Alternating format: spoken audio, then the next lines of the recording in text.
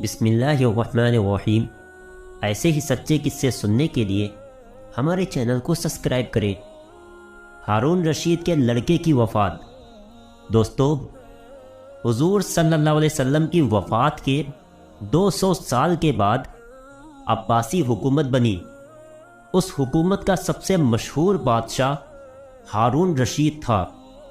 شروع زندگی میں ہارون رشید بہت زیادہ نیک بادشاہ نہیں تھا، لیکن ہاں، اللہ والوں کا اور نیک لوگوں کا اور دینی مدارس کا بہت زیادہ خیال رکھتا تھا۔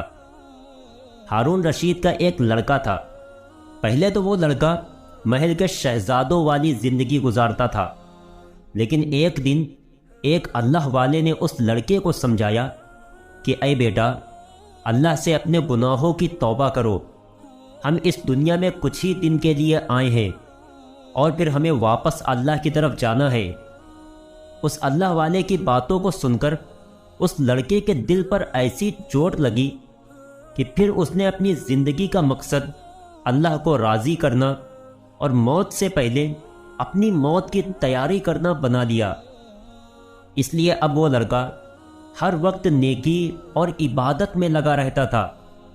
جوانی کی عمر تھی، اس کے چہرے پر ایک نور تھا۔ وہ بادشاہ کا لڑکا تو تھا، لیکن پھر بھی وہ بالکل سادے کپڑے پہنتا۔ اسے شہزادوں کے قیمتی کپڑوں سے نفرت ہوتی تھی۔ وہ تو ایسی زندگی گزارنا چاہتا تھا کہ جس سے اللہ راضی ہو جائے۔ وہ لڑکا محل میں رہتے ہوئے اچھے اچھے کھانے نہیں کھاتا تھا، بلکہ اپنے لیے سادہ کھانا منگوا کر اسی پر گزارا کرتا تھا۔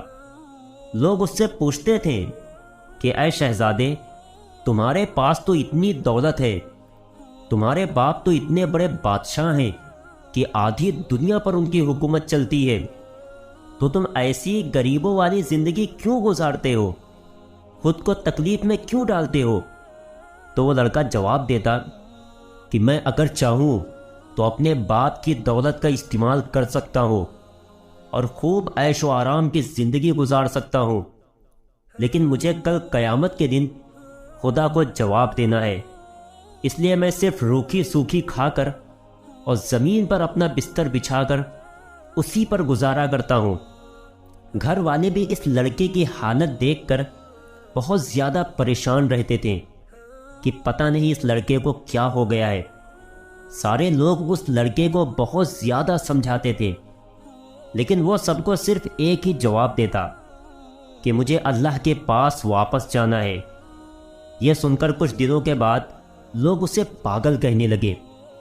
جب ہارون رشید کے کانوں میں بیٹے کے بارے میں ایسی باتیں پڑتی تو ان کے بھی دل پر بہت زیادہ چوٹ لگتی، اور وہ روزانہ اپنے اس لڑکے کو اپنے پاس بلا کر سمجھاتے کہ میرے پیارے بچے، تمہارے پاس کس چیز کی کمی ہے؟ میں اس وقت کا بادشاہ ہوں، تم میرے شہزادے ہو، تم محل کی ساری چیزوں کو استعمال کیا کرو، تم بتاؤ تو صحیح، میں ساری دولت تمہارے قدموں پر لا کر رکھ دوں گا۔ لیکن وہ لڑکا صرف ایک ہی جواب دیتا کہ اے ابا جان، مجھے تو ایسا بن کر رہنا ہے کہ میرا اللہ مجھ سے راضی ہو جائے۔ اگر میں نے دنیا والوں کو راضی کر بھی لیا تب بھی میں کامیاب نہیں ہو پاؤں گا۔ میری کامیابی تو اللہ کو راضی کرنے میں ہے، اس لیے میں ایک سادی زندگی گزارنا چاہتا ہوں۔ مجھے موت کا پتہ نہیں کہ کب میری موت آ جائے۔ میں تو ہر وقت موت کے لیے تیار رہتا ہوں، تاکہ موت کے وقت مجھے اللہ کے پاس جاتے ہوئے تکلیف نہ ہو۔ اے میرے ابا جان، آپ بھی یہ بادشاہ والی زندگی چھوڑ دیجئے اور بالکل سادہ زندگی گزاریے۔ یہ دنیا کی چمک دمک ایک دن سب ختم ہو جائے گی، سب کچھ یہیں رہ جائے گا، اور لوگ آپ کو قبر میں لٹا کر اندر ہی بند کر دیں گے، پھر سب آپ کو بھول جائیں گے۔ لڑکے کی ایسی باتیں سن کر ہارون رشید بہت زیادہ پریشان ہو جاتے ہیں، یہاں تک کہ محل کے وزیر بھی بادشاہ کو آ کر سمجھانے لگے کہ اے بادشاہ سلامت، آپ کا لڑکا کچھ پاگل سا ہونے لگا ہے، اس لیے بہتر ہوگا کہ آپ اس کا جلدی سے علاج کروائیں۔ آپ اس کی حالت تو دیکھیے، وہ نہ تو کچھ کھاتا ہے نہ ہی پیتا ہے، صرف سوکھی روٹی کھا کر گزارا کرتا ہے، اور نہ کسی سے بات کرتا ہے، بس ہر وقت اللہ اللہ کی تسبیح پڑھا کرتا ہے۔ ایسا لگتا ہے کہ اس لڑکے کو دنیا سے کوئی مطلب ہی نہیں ہے۔ اس لیے اے بادشاہ سلامت، ہمیں تو لگتا ہے کہ آپ کا یہ لڑکا کچھ بیمار ہے، آپ اس کا جلدی سے علاج کرائیں۔ آخر ایک دن ہارون رشید نے پریشان ہو کر اپنے اسی بیٹے کو اپنے پاس بلایا اور کہا کہ دیکھو بیٹا، میں اس وقت کا بادشاہ ہوں، میرے پاس بڑے بڑے لوگ ملنے آتے ہیں، لیکن جب وہ تمہیں محل میں بالکل سادہ اور گندے کپڑوں میں دیکھتے ہیں تو وہ مجھ سے کہنے لگتے ہیں کہ اے بادشاہ، ہمیں لگتا ہے کہ تمہارا لڑکا پاگل ہو گیا ہے۔ اے بیٹا، تمہاری وجہ سے مجھے لوگوں کی باتیں سننی پڑتی ہے اور ان کے سامنے بے عزت ہونا پڑتا ہے۔ تم ذرا اپنی حالت صحیح کر لو، اچھے کپڑے پہنا کرو، ہمیں اس سے کوئی تکلیف نہیں ہے کہ تم نیک بن کر زندگی گزارو، یہ تو بہت اچھی بات ہے۔ ہر باپ چاہتا ہے کہ اس کا بیٹا نمازی ہو، لیکن کم سے کم تم محل میں رہتے ہوئے شہزادوں والے کپڑے پہنا کرو، یہ غریبوں والے کپڑے مت پہنا کرو۔ لڑکا کہنے لگا کہ ابا جان، اصل بات یہ ہے کہ جب میں ان مہنگے مہنگے کپڑوں کا استعمال کروں گا تو مجھے قیامت کے دن اللہ کو حساب دینا پڑے گا۔ ابا جان، میں تو قیامت کے دن اللہ کو جواب نہیں دے پاؤں گا، اسی لیے میں چاہتا ہوں کہ دنیا میں جتنا کم سے کم کھاؤں اور جتنا سادہ پہن سکوں وہ پہنو۔ میں دنیا سے دل لگانے کے بجائے اللہ سے اپنا دل لگانا چاہتا ہوں۔ جب باپ بیٹے میں بات بہت دیر تک ہوتی رہی تو باپ نے غصہ ہو کر کہا کہ بیٹا، تم نے مجھے پریشان کر رکھا ہے، تمہاری وجہ سے مجھے لوگوں کے سامنے بے عزت ہونا پڑتا ہے۔ جب اس لڑکے نے باپ کی زبان سے یہ باتیں سنی تو کہنے لگا کہ ابا جان، اگر میری وجہ سے آپ کو لوگوں کے سامنے بے عزت ہونا پڑتا ہے تو پھر میں یہ محل چھوڑ کر کہیں دور چلا جاتا ہوں تاکہ آپ کو میری وجہ سے کوئی پریشانی نہ ہو۔ اتنا کہہ کر وہ لڑکا کھڑا ہو گیا اور محل چھوڑ کر جانے لگا۔ تو باپ نے لڑکے کو پھر سمجھایا کہ ایسا مت کرو، تمہارے بغیر ہم لوگوں کو بھی محل میں اچھا نہیں لگے گا۔ لڑکے نے کہا کہ اے ابا جان، اب میں محل میں نہیں رک سکتا، میں کسی گاؤں میں جا کر اکیلے رہ کر اپنی اللہ کی عبادت کروں گا۔ یہ سن کر ہارون رشید کی بیوی زبیدہ خاتون بہت زیادہ رونے لگی اور اپنے لڑکے کو گلے سے لگا لیا اور کہنے لگی کہ بیٹا، مجھے چھوڑ کر مت جاؤ، تم ہی میری زندگی کا ایک سہارا ہو، اگر تم چلے جاؤ گے تو میں اکیلی کیا کروں گی؟ لڑکے نے اپنی ماں کے آنسو پوچھے اور کہا کہ اماں جان، مجھے معاف کر دے، میں اکیلے رہ کر اپنے اللہ کی عبادت کرنا چاہتا ہوں۔ اتنا کہہ کر وہ لڑکا محل سے باہر جانے لگا تو اس کی ماں نے اپنے بیٹے کو روکا اور اپنی انگلی سے ایک چاندی کی بہت قیمتی انگوٹھی اتارتے ہوئے اپنے بیٹے کے ہاتھ پہ رکھ دی اور کہا کہ بیٹا، اگر کسی چیز کی ضرورت پڑے تو یہ انگوٹھی بیچ کر تم اپنا کام چلا لینا۔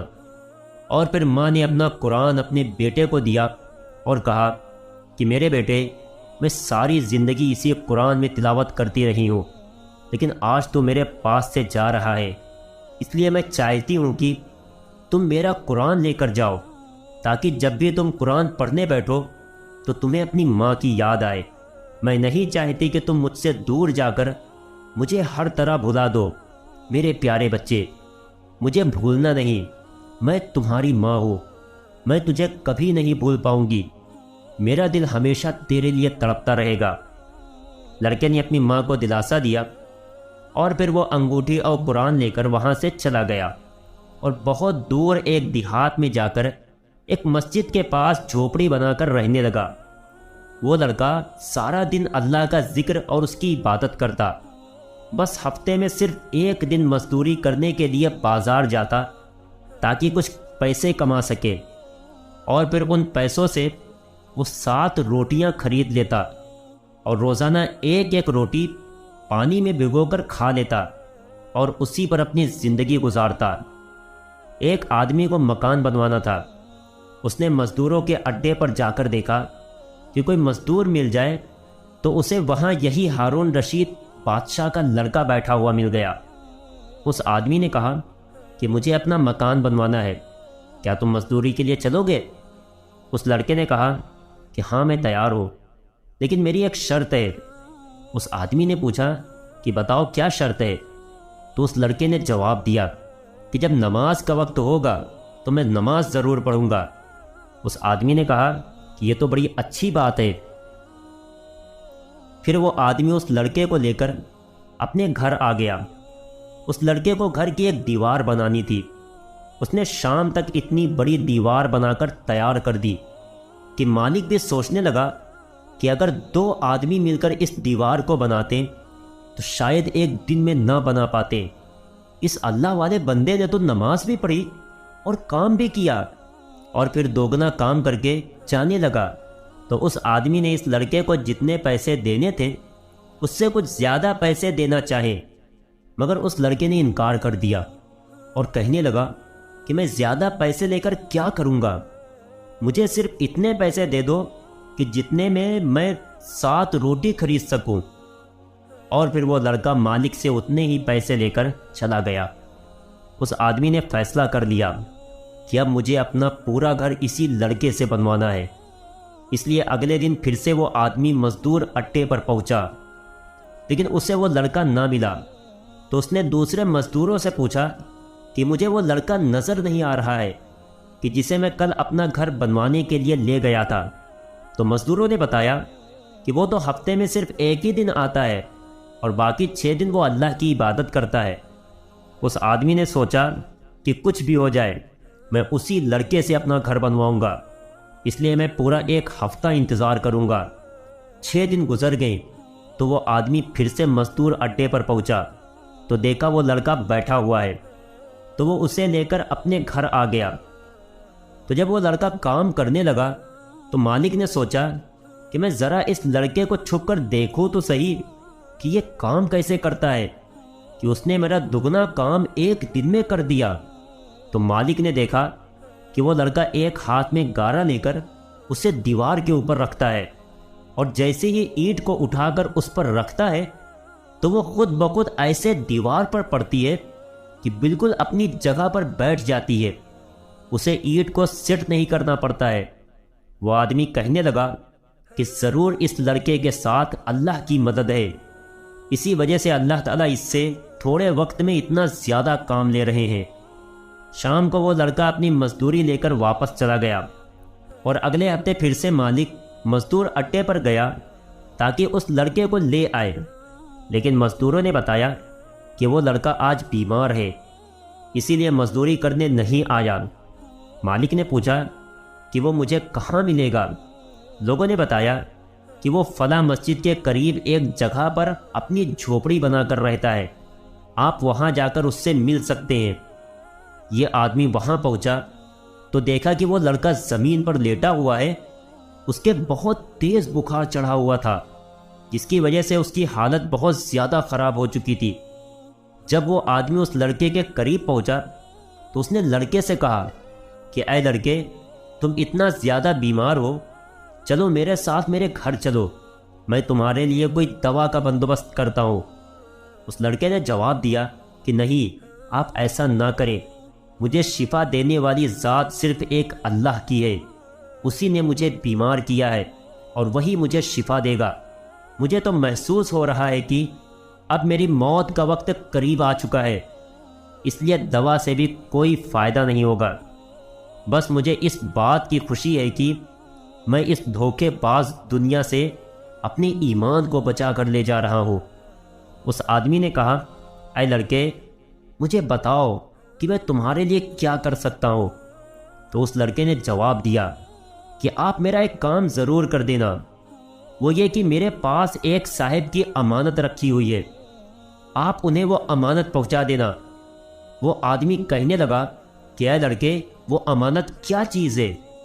تو اس لڑکے نے اپنی انگلی سے وہ چاندی کی انگوٹھی نکال کر دی اور الماری پر رکھا قرآن اس آدمی کے ہاتھوں میں رکھتے ہوئے کہا کہ آپ ان دونوں چیزوں کو لے کر اس وقت کے بادشاہ ہارون رشید کے محل چلے جانا اور ان سے کہہ دینا کہ اے بادشاہ سلامت، ایک پردیسی نے آپ سے یہ 2 چیزیں امانت لی تھیں، اس نے آپ کے پاس وہ چیزیں واپس بھیجی ہیں، انہیں قبول کر لے۔ جیسے ہی اس آدمی نے سنا کہ یہ لڑکا ہارون رشید بادشاہ کی بات کر رہا ہے تو اسے ایک دم سے خیال آیا کہ ارے ہاں، ہم ابھی کچھ دن پہلے تو سنا کرتے تھے کہ ہارون رشید کا ایک لڑکا پاگل ہو گیا تھا، کہیں یہ وہی لڑکا تو نہیں ہے۔ اتنی دیر میں اس لڑکے نے کلمہ پڑھا اور اس کی موت ہو گئی۔ اس آدمی نے اس لڑکے کے لیے کفن دفن کا انتظام کیا اور پھر وہ قرآن اور انگوٹھی لے کر ہارون رشید کے محل کی طرف چل دیا۔ جب وہ آدمی شہر میں پہنچا تو دیکھا کہ سامنے کی طرف سے بہت زیادہ پولیس آ رہی ہے اور لوگوں کو راستے سے ہٹاتی جا رہی ہے۔ اس نے معلوم کیا تو پتہ چلا کہ بادشاہ ہارون رشید کی سواری اس راستے سے گزرنے والی ہے، اس لیے وہ آدمی تھوڑی دیر کے لیے پیچھے ہٹ گیا۔ جب بادشاہ کی سواری اس آدمی کے قریب پہنچی تو اس نے بادشاہ کو پکارنا چاہا، لیکن پولیس والوں نے اس آدمی کو پیچھے کی طرف دھکا دے دیا۔ اچانک اسی وقت ہارون رشید کی نظر اس آدمی پر پڑی تو اس نے پولیس والوں سے منع کیا اور کہا کہ یہ آدمی کون ہے؟ تو اس آدمی نے اپنے ہاتھ میں جو قرآن تھا اسے اوپر اٹھا دیا۔ ہارون رشید وہ قرآن دیکھ کر پہچان گیا کہ یہ تو وہی قرآن ہے جو میری بیوی زبیدہ نے میرے لڑکے کو محل چھوڑتے وقت دیا تھا۔ ہارون رشید گھبرا کر سواری سے اتر گیا، اس آدمی کو پاس بلا کر کہنے لگا کہ تم کون ہو اور یہ قرآن تمہارے پاس کہاں سے آیا؟ تو اس آدمی نے وہ قرآن اور انگوٹھی ہارون رشید کے ہاتھوں میں رکھتے ہوئے کہا کہ اے بادشاہ سلامت، ایک پردیسی لڑکے نے مجھے مرتے وقت وصیت کی تھی کہ یہ 2 چیزیں وقت کے بادشاہ ہارون رشید کو پہنچا دینا۔ یہ سن کر ہارون رشید دہاڑے مار مار کر رونے لگا اور اس نے اس آدمی سے کہا کہ تم جلدی